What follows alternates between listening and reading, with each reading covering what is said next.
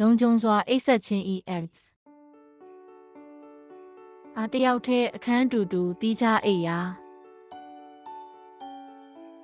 back တရေတမောအိတ်တိုင်းအချိန်တိုင်း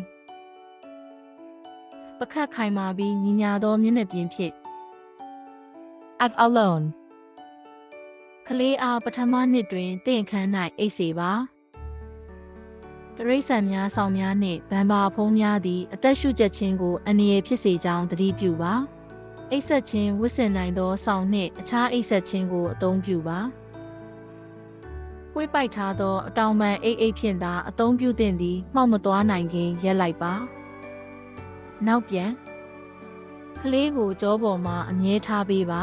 ကလေးငယ်သည်ပလက်အိတ်နေချိန်တွင်လေဖြတ်နိုင်ခြေနည်းပါသည် crab အိတ်ဆောင်ပရစ်ပေးစဉ်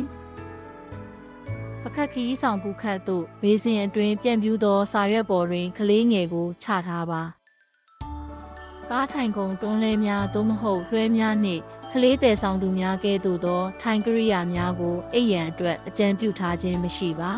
အရွယ်ရောက်ပြီးသောအိပ်ယာများတွင်လည်းအသက်ရှူကျက်ခြင်းကဲ့သို့သောအန္တရာယ်များစွာရှိသည်